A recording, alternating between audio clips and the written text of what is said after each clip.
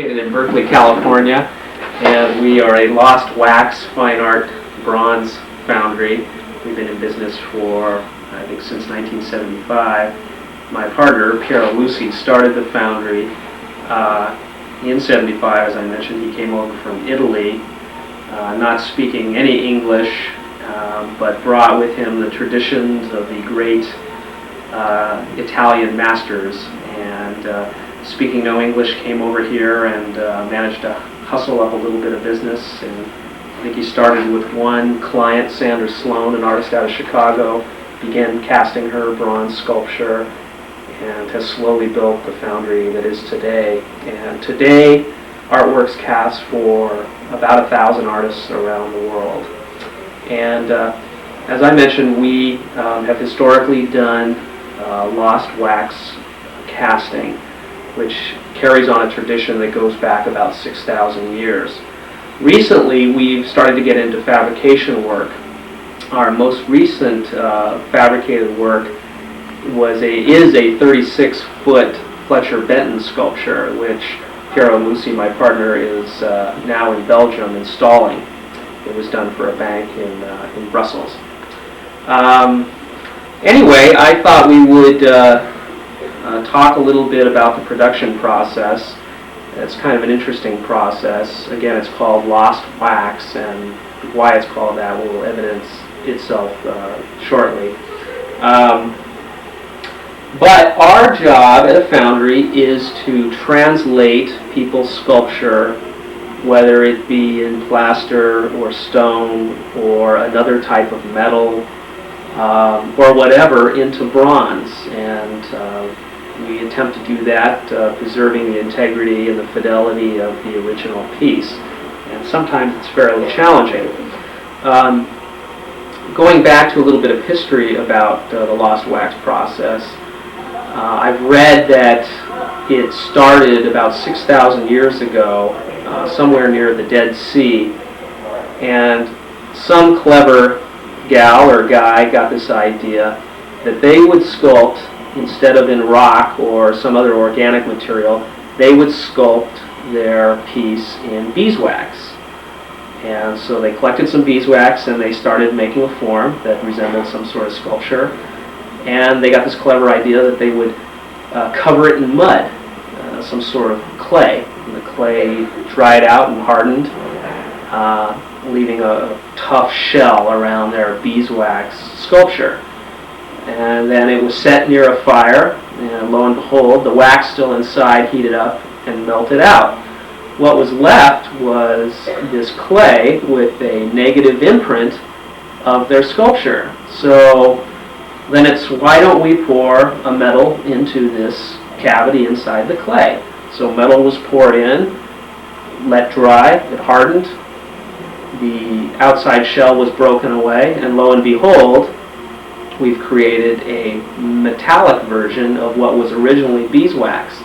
So you can see where the lost wax gets its name. It's from heating up the wax and the wax melting out and being replaced later with, in our case, bronze. But there's also a lot of other types of metals.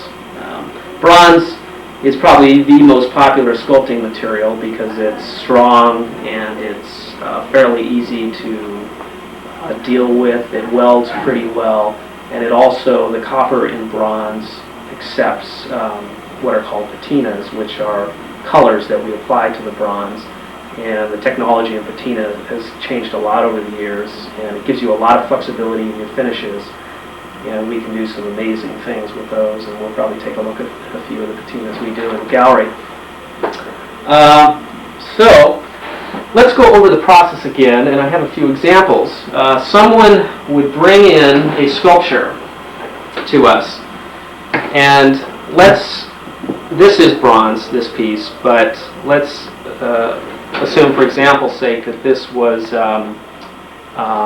I think, aluminum. It came in originally as aluminum or some type of metal. This is a product of the Oakland-Berkeley firestorm in 1991. A father and his son came in and brought in this metal shape And I asked what it was from, and they said, well, it was something they found in the remnants of their home after it had burned down. So some metallic piece had burned up in the fire, and they said the fire reached about 2,000 degrees, so it could melt some metals, and obviously it did. And they said they want this translated into bronze. So how are we going to do that then? Remember, back in the old 6,000 years ago, someone started with beeswax. Well, we do the same thing. We have to translate an original form into wax to do our lost wax process. So we have to convert this first into wax, then into bronze. So it's a two-step process. What we do is we make molds, and this is one way to translate our original form. Like I said, plaster, other types of metals, just about anything you can bring in, we can translate it into wax first. But we do so by using molds, and here's an example of a mold, and we use kind of a malleable rubber on the inside and a hard, it's called a mother mold, made of resin backed with fiberglass on the outside. And this is made by applying the rubbers in a wet form over the piece, building up certain layers till it reaches a certain thickness, and then covering it with the mother mold. The mold is going to be taken back off the sculpture, so what we're going to be left with is a cavity inside the mold. And this cavity is where we're going to pour our waxes into. Why aren't you using, a silicone rubber mold for this? We do use silicone rubbers. Silicone is a more expensive material. It's got a longer shelf life, and it can withstand the heat of waxes going into the mold. So if someone is going to do a high addition sculpture, then silicone would be the rubber of choice. But for additions, say less than 70, polyurethane is a very good, strong rubber. So it suffices quite well. But in this case, we have a two-sided mold. We paint one side with the mold material, then the other side, then we separate them and we back them in this mother mold, and then we use bolts and nuts to screw the two halves together. Then we're going to pour a wax inside the mold, not solid. We're going to do it about 3/8 of an inch thick. There's no need to do it solid. It'd just be too heavy, and 3/8 of an inch thick bronze has enough structural integrity to do the job. So we're going to pour wax inside here, then we're going to remove both sides of the mold, and out is going to pop a wax. And here we have a wax. Now obviously this wax of Muhammad Ali did not come from this mold, but this is just for illustrative purposes. What we're going to see on these waxes when we pull them out of the mold is usually seam lines that result from the two-sided mold, the seams that come from the rubber. And also you might get some air bubbles and pits on the surface. Now Muhammad looks like he's in pretty good shape. I don't think your camera will pick it up, but we do have a seam line running up the leg, up through the body. But the sign of a good mold maker is a minimal amount of seam line, and here we have a pretty good mold made. What we're going to do with the waxes then is we're going to dress them, and it's also called chasing. Basically, it's work the waxes so that it gets back pretty close to the original form. We do that with heat and dental-like tools. So when that is done, we will do as the people 6,000 years ago did. We'll cover it with a hardened shell and later burn out the wax. I have an example of a shell here. This is, we'll later see the material that makes this, but essentially we cover the inside and outside of the wax, creating this hardened shell, and you can see it's not a solid, again, it's hollow, but we poured inside the wax and covered the outside of the wax, and what's left is a little cavity that's about 3/8 to 1/4 inch thick. And we put this in something called an autoclave, which is a hot steam chamber, environmentally safe. The wax melts out and is collected. It's not burned off and doesn't go into the environment. But when we do so, again, the wax runs out and we open up a space that the bronze can later flow into.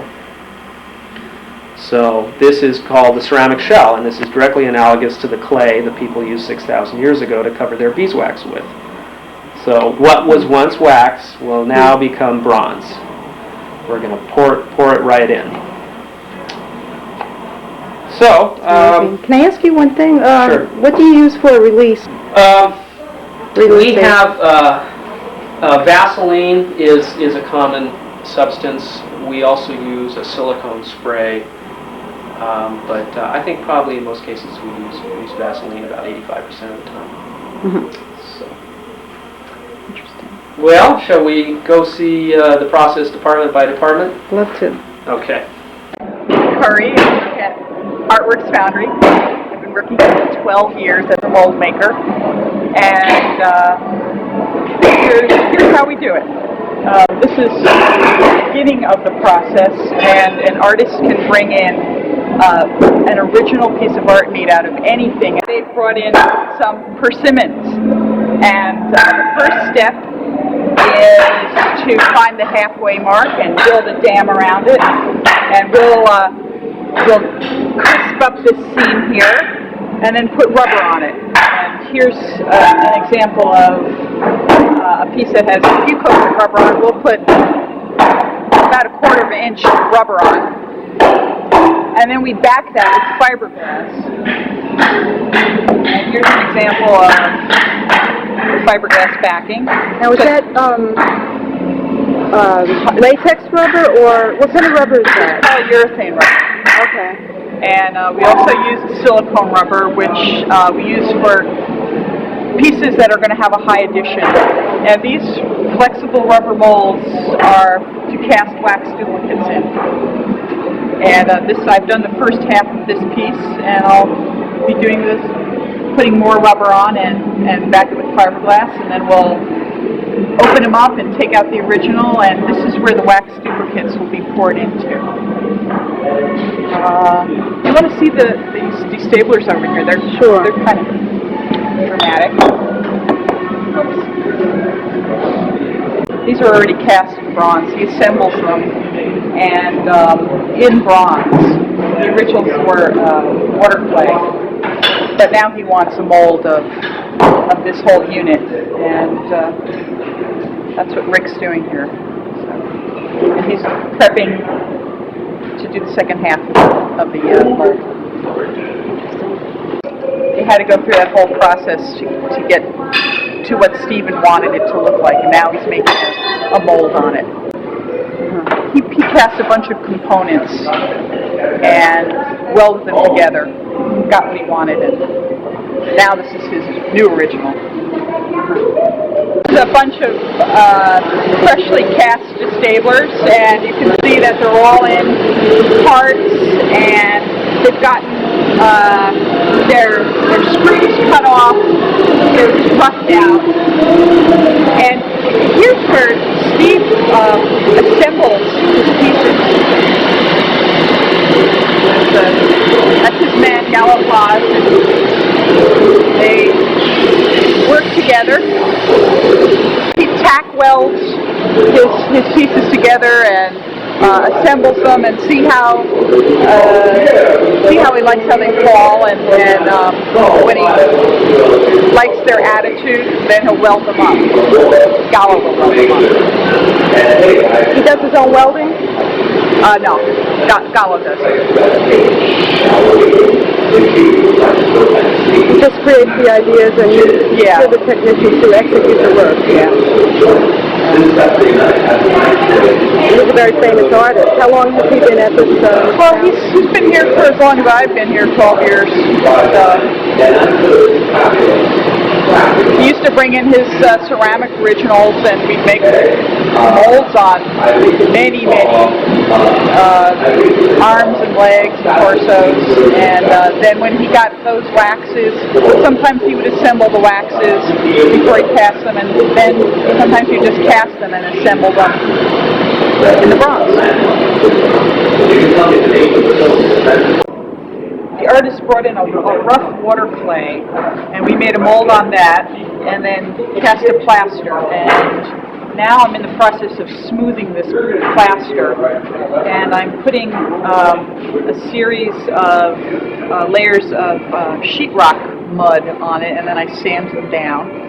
And then when this is nice and smooth, I'll make another mold on it, and we'll cast it. This is an anteater skull, and it fits into this anthill. So you not only cast in bronze, but you cast in other materials as well. Sometimes we'll cast in plaster, yeah. You ever use glass? No, we don't. We Just try bronze and plaster? Are those the only two materials? Yeah, we try to do that exclusively. The guy next door casts glass, actually, but he's a separate operation. That's interesting how you smooth the surface. Yeah, you can get it just really beautifully smooth. Now, what was the material you used to smooth the surface? Well, I put on sheetrock mud. Sheetrock mud. Several layers, and then take it down with finer and finer sandpaper. And you can get a really, this is still rough, but you can get a really smooth finish. And interesting. And that way, because he wants a high polished finish, and that way it's very hard to high polish in bronze. I mean, the smoother we get it, the sooner in the process, the better. And they'll smooth it out on the wax, and then they'll polish it in bronze. So this will end up in bronze? Yes. That's the end of the product here. So it's really a beautiful series about the rainforest and endangered species, and there's all these stylized skulls that are very organic. Yeah, they are. They're really beautiful, and it takes a lot of patience to refinish these. But we do in the mold room. Sometimes we actually do a lot of work on the artist's original. Sometimes we make their originals for them. They come up with the idea, and then we execute it. And then they do it in the bronze too. I mean, really, we're really the artists. I know. There's a debate about that. There's been an ongoing debate about that. Who's the artist? And, well, they get so many assistants, and what they get all the money and the glory, and I don't know. We get the satisfaction of making the piece, but I guess it all evens out in the end somehow. Yeah, it sure does. This is a wonderful foundry here. It's really got quite a wide variety of art and just an international clientele. And even the people that work here are, through the years, have been from all around the world. And it's a very wonderful, magical place. And what's your name again? Gabrielle Curry. So we're going to leave the mold room now, and we're going to go to the next department in the process, which is the wax room. What we've got in this chaos is an organized mold system. In any event, we take the mold from the mold department and bring it back to the wax department. And the first step in the wax department is to fill up the molds with wax. And these are the tools of the trade, a couple vats full of hot waxes, and he does something called slushing. He puts hot wax in the mold, and then he slushes it. Again, he's trying to obtain about a 3/8 inch thickness wax, and if he's done that, he's done his job well. When that has dried, he removes the molds, and out pops a wax. Now again, as we talked about before, in the wax there may be surface imperfections or seam lines, and perhaps you can see those on the camera. And these are going to have to be worked out.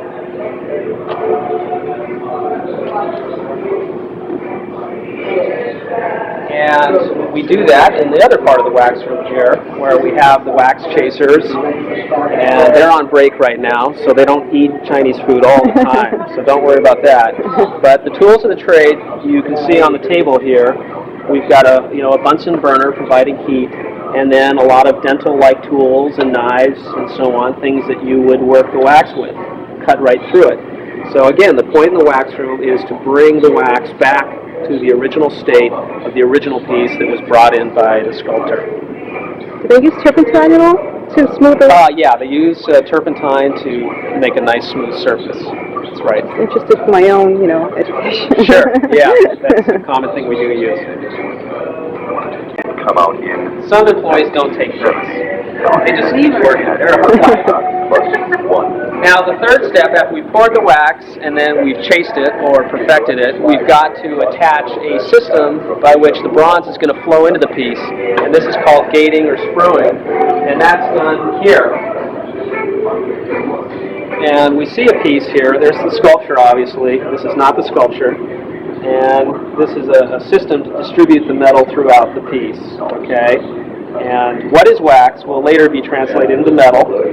So this will all be translated into metal. All these sprue bars are gates. So these will later have to be cut off and dealt with. But hopefully, if we've done our gating right and poured at the right temperature, the whole piece will be covered in metal. And we'll simply cut these off here, and we'll be ready to do the metal finishing on the piece. Metal finishing on the piece is analogous to doing waxwork on the piece. There might be imperfections in it. We'll have to go back and correct those.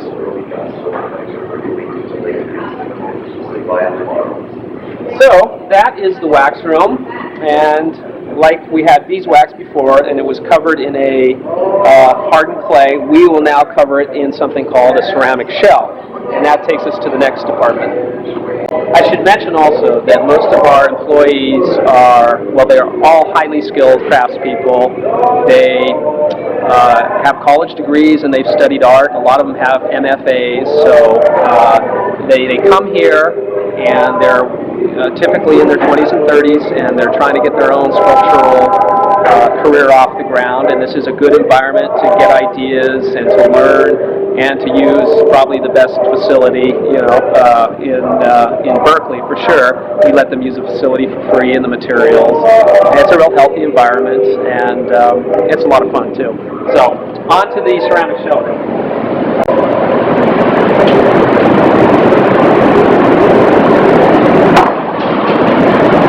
So the shell building process is very critical because you've got to build a strong shell that can withstand the heat and the pressure of bronze being poured into it. If you don't build a structurally sound shell, it'll crack and the bronze will spill out. And here is a shell in process. You've got the sculpture here and a screwing or gating system feeding the sculpture. And what we do is we have sands and vats of colloidal silica, and it's about a 6-day screw building process whereby we dip the waxes into colloidal silica, which is like pancake batter. Let's go take a look at that.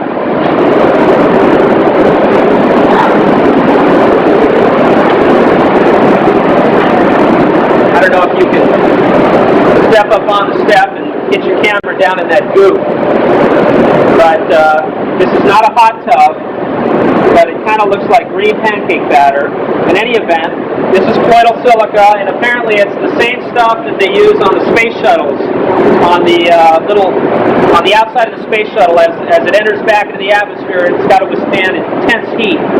Same with 2,000 degree bronze being poured into a shell. And this stuff has got the qualities to enable it to hold up to the heat. The shell building process is to dip your wax into the slurry and then into a sand. And there's a couple different types of sand. Initially you want to use a fine sand so that the sand goes into all the little nooks and crannies and captures the detail. So a couple dips in the slurry and a couple dips in the sand, letting it dry in between each time. Then you move on to a new sand. This is an A sand, then a B sand, then a C sand. And again, the process is repeated.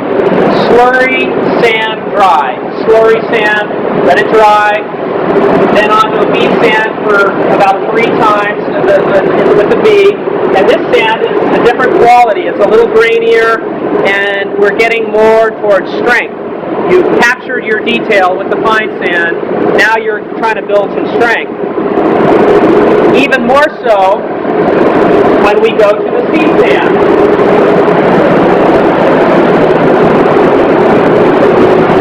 I don't know if your camera can pick this up, but the sea sand is really grainy. And all you're going for is bulk at this point. You want to build a strong shell. And we do this process about 9 times, building a 9-layer coat on the wax. And that takes us to heating up the shell and burning out the wax. So we can head out and take a look at the autoclave, which is the chamber where the shell is heated up and the wax is burnt out. We're coming into the autoclave area, and this is a 2-part system. We have a boiler which boils water and hot steam. It's then released into something called an autoclave. And the autoclave gets full of ceramic shells with wax in them. The hot steam is released and into the shells, and the wax heats up and melts out. And this is a nice system. In the old days, they just used to stick the waxes in a kiln, and the wax would burn out into the air, but that's not environmentally correct. So we use the autoclave, which it captures all the wax, and it drains out through the bottom. And you can see here a vat of wax, and it's great because it's reusable, it hasn't burned off, it hasn't affected the environment, and we take the wax back to the wax room, and we use it in pouring waxes and correcting waxes. So it's a nice little system.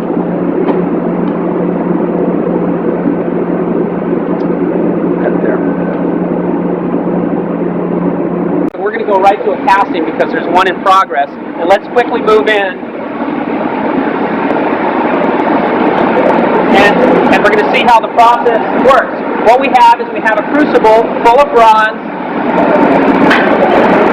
Bronze heated to about 2200 degrees. The crucible holds 300 pounds of bronze, so it's obviously heavy, and we obviously need the assistance of a hoist up top.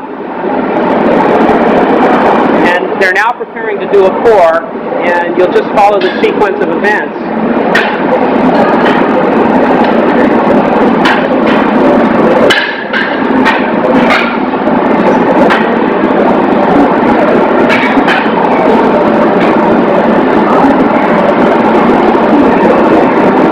I'll kind of explain to you what's going on. We have put the shells, after they get out of the autoclave and the wax is gone, they need to be cooked in the kiln. And she's about ready to open up the kiln and grab a basket full of nice hot shells. So they've been cooked for strength, and they're also being heated up so that they're at about 1200 degrees, so that the hot bronze doesn't flow into them and just break them apart. There'd be too much heat shock if we tried to do the shells at room temperature. So we're preheating them at this point, and she's going to open up the small kiln, and you can see shells all placed within a cage.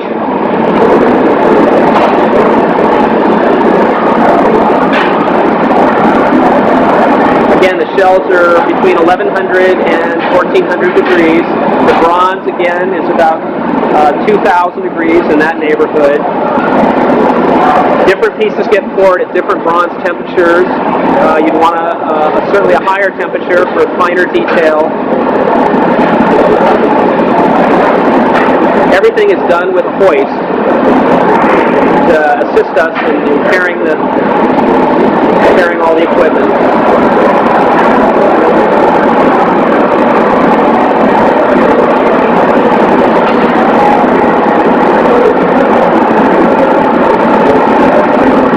You'll notice that the shells, when they're heated, turn white. If you remember in the shell room, they're kind of this greenish Martian type color to them, but they eventually turn white.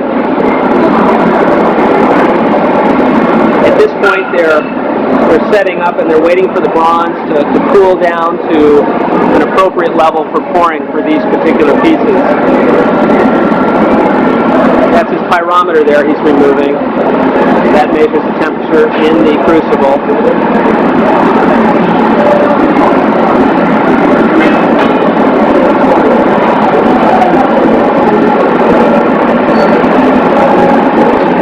It's a three-person operation.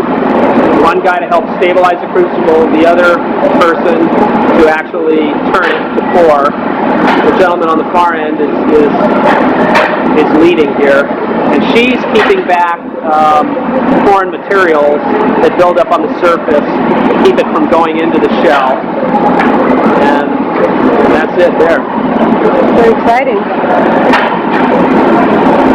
How long do you wait before the shell is broken open?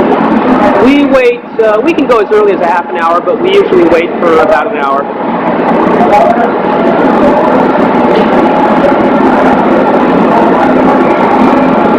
Now again, you want to pour hot enough so that bronze flows to all areas of the shell. The problem you see in maybe 5 or 10% of the cases, the bronze will start cooling very quickly once it starts pouring into the shell, and it'll freeze up or it'll harden, and it won't allow the proper flow of metal to other areas. And that's called cold pour, and you can see examples of that in the breakout area. How do you prevent that? Well, there's kind of a twofold approach. You want your metal hot enough. Here he's letting the metal cool because he's come to a piece that he determines the metal doesn't need to be quite as hot. So he's letting it cool down before he goes on to his next shell. You prevent it by having a good gating system like we saw in the wax room to allow the bronze to feed to all areas. You don't want to leave one area without a gate. And then the temperature also will dictate that it gets poured into all nooks and crannies. Right.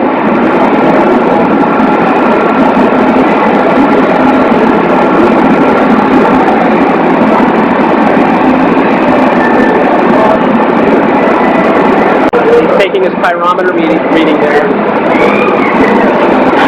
to a temperature that he likes, so now he's pouring. I see it's a Richard MacDonald piece, although it's kind of hard to decipher through all the shell.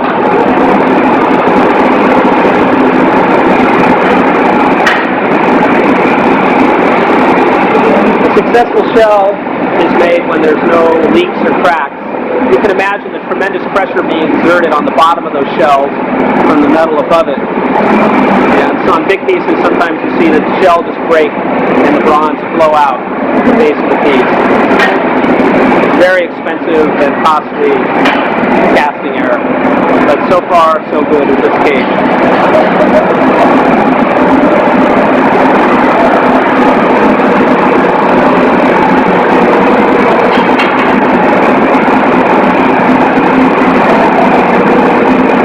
So they poured maybe 250 pounds here, and they will put the crucible back in the furnace and fill it up with new bronze for the next heat, which will take place in about a half an hour. Today we're doing 12 heats. We start at 8 a.m. and we'll probably go till 6 p.m. It's a busy day for us. Maybe we're pouring 60 to 70 shells there.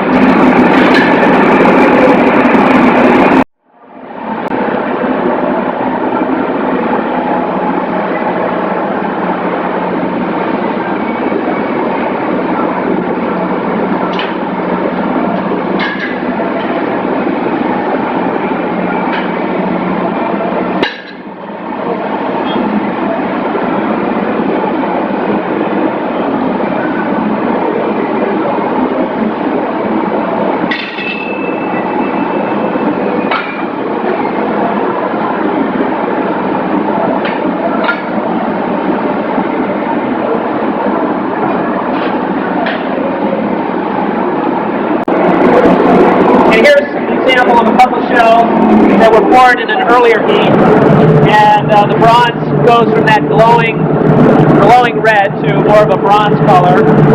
And I think they're just letting them cool down. They're still emanating heat. They're letting them cool down so so they can start breaking out. We can take a little hit at one.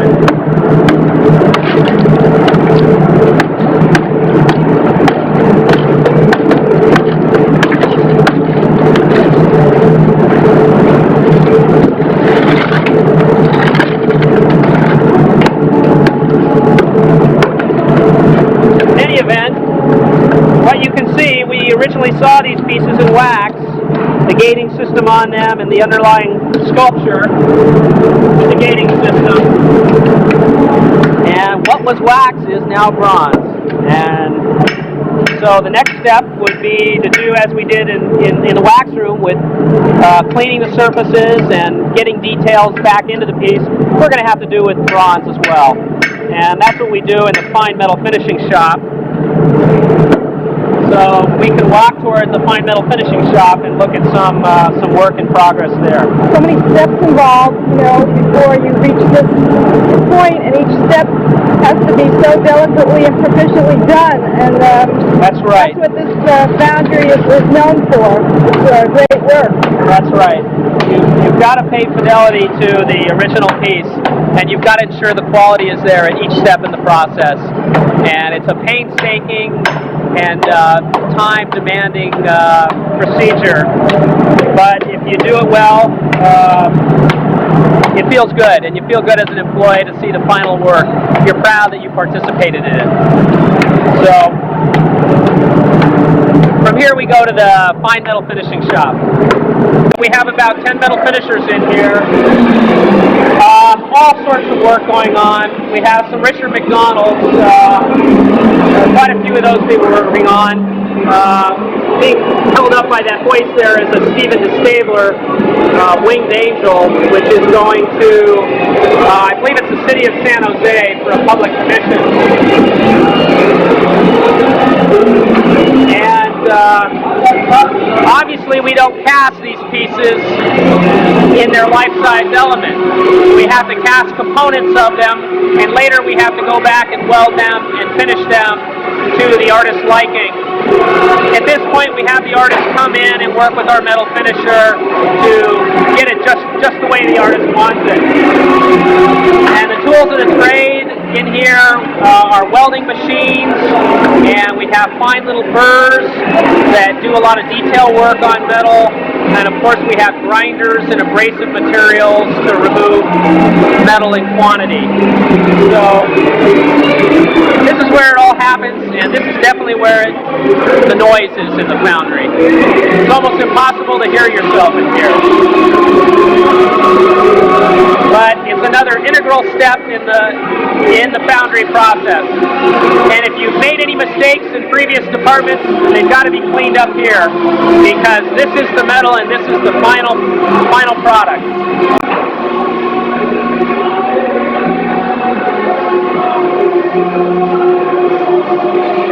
So we take the finished metal out of the metal shop, and then at that point we have the artists come in again for the patination or the coloration of the piece. And they work with a patina expert. And essentially what patination is it's oxidizing the metal. But you're not letting it sit out and tarnish and oxidize. You're speeding up the process, and you control the oxidation with certain minerals and acids that produce certain colors. And occasionally you can cheat and use a pigment in it, which will give you colors that might not be available. But again, a true patina is an acid-based solution with some sort of mineral like ferric or iron or cupric or copper. Those are kind of the basics that you will use. So the artist will work with the patineur to produce the patina that they desire. And now we are in the foundry. I should also mention that an important part of patination is heat. Hot patinas are done with a flaming torch, and that kind of acts as a catalyst to make all this happen. There are also cold patinas. We do a lot of work for general contractors who need copper roofs or copper fixtures or elements turned to that classic verdigris look. Copper will go to a black or a verdigris with time, but they don't want to wait that long. They want it speeded up. So we will do some cold patinas using the sun as a catalyst. We do them outside. We've been doing quite a bit of that work, and it's getting very popular in high-end commercial and residential construction. So there are applications for the cold patina, but mostly when you're dealing with smaller and life-size sculpture, you'll be going in with a torch and your chemicals to produce the patina you want. So we are in the gallery now. We do have a gallery here. It's not something we actively market. We're so busy with production we really haven't had time, but it still is a fascinating place full of interesting sculpture from many well-known artists. We're fortunate to have one of our clients, Stephen DeStabler. His studio is also right next door, so he's in here almost daily. And we do store quite a few of his pieces. You can see here on this front line, these are all some of Stephen's work, very distinctive. We saw the Winged Angel in the metal finishing shop being put together. And I'm not quite sure how you describe Stephen's work, but I'll let you draw your own opinions. Has he sold any through here? I believe before I came, Piero has sold some pieces. Now he's got an exclusive relationship with a couple galleries in San Francisco and New York, so they are the primary means to sell his work. So we don't really actively try and sell his work here. Let's see. We also have some of Richard MacDonald's work. Richard is a fairly young, energetic artist out of Carmel who's really caught on. His work has caught on in the last few years, and he's really been highly successful. And we recently took over doing his sculpture. I think we have about 60 to 70 pieces in production right now. Very dynamic. Yeah, very dynamic. Almost all figurative. In fact, everything I've seen of his is figurative. And at this point, we are experimenting with patinas and working with him to try and get patinas that he finds satisfactory. This piece here is a Nuria, and it's just a great piece. This, I believe, he caught on a videotape of a performance by him walking off the stage at the end of the performance and kind of letting his straps down there. But it's a powerful piece, very muscular. He does very strong males and strong females. Now, is this clay or plaster, Richard? He does his work, I believe, in wet clay. I believe clay. it's his preferred medium for doing his sculpting.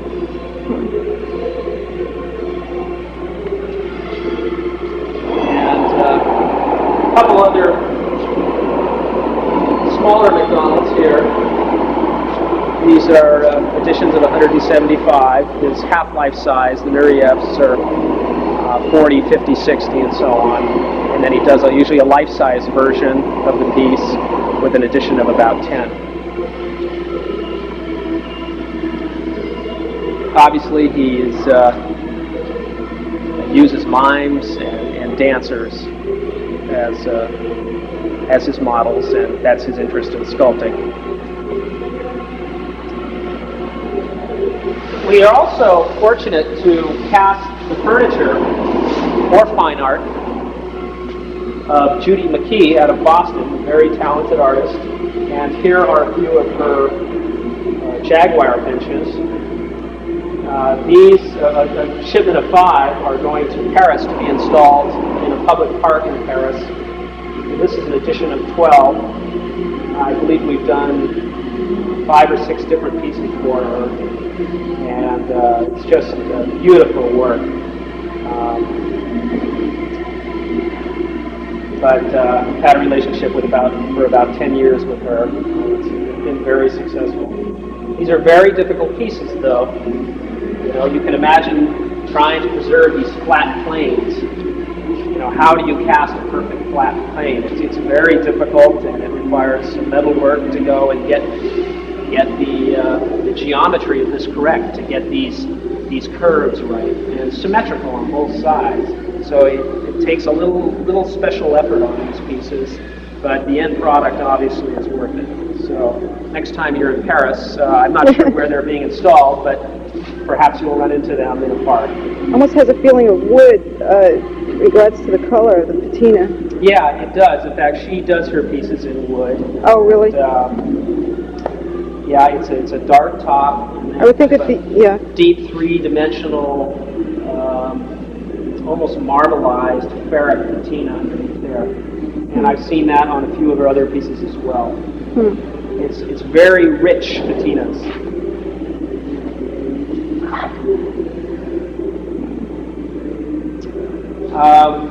We also have back here, we cast Peter Volko's work, and we have a vessel here. It has a very ceramic quality to it. It almost looks like a terracotta piece, but then you go to pick it up, and obviously it's not clay, it's very heavy.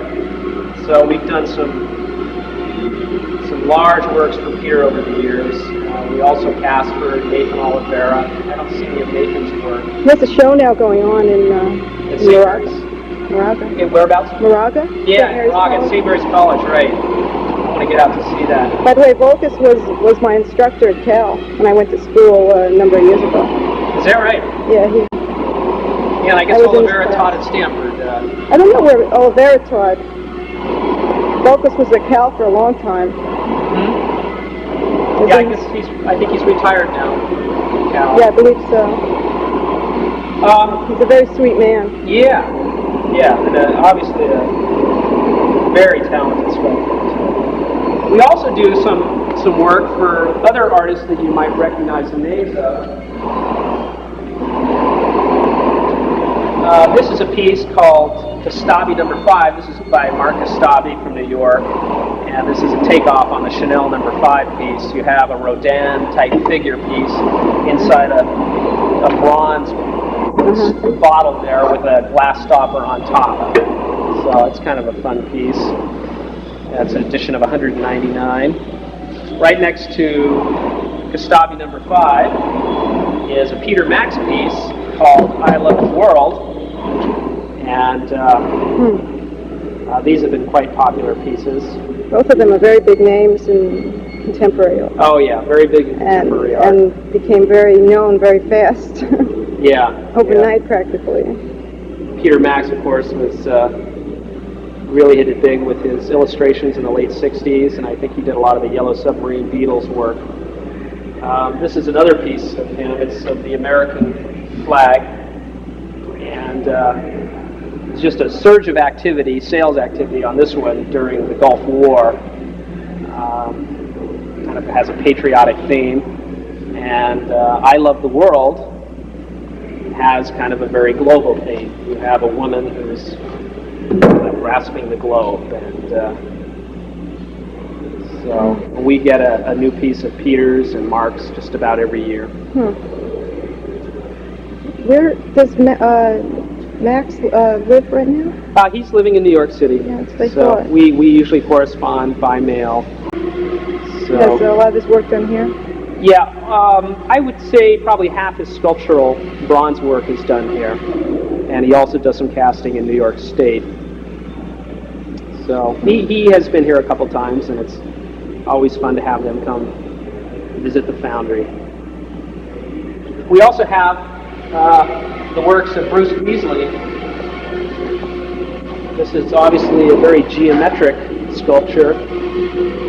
Bruce uses a mini computer, I believe. He's got quite a computerized system, and he develops his images on the computer, and then somehow those images get translated to dimensions, and he makes models of these pieces and then brings them to us for casting. Now, we don't make a mold of these pieces.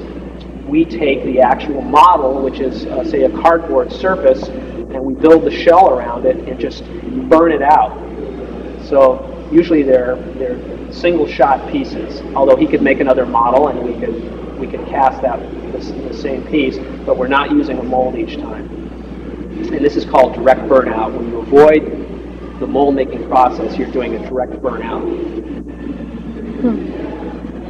So very interesting, nice patinas, and Yeah. I believe he Very knows well a lot about the technology. yeah, He's had a the lot of most- experience with the technical aspects of sculpture. Yeah, he's kind of applying art and science here, I would say, quite effectively. You see a number of his works around the Bay Area, well, all over the world, actually. Very distinctive, very distinctive. And I would say that's the mark of all our great artists. They've found a niche, and they've done something unique, and they've gone against the grain that everyone else may be following, and they become a leader in that field, and soon people are copying them. But the DeStabler obviously is distinctive, and the Volkos and the Oliveira, and Richard MacDonald's has got his own style, and obviously Bruce Beasley does as well, and Enrico Bonazzato. So it's original thought, and it's great to see.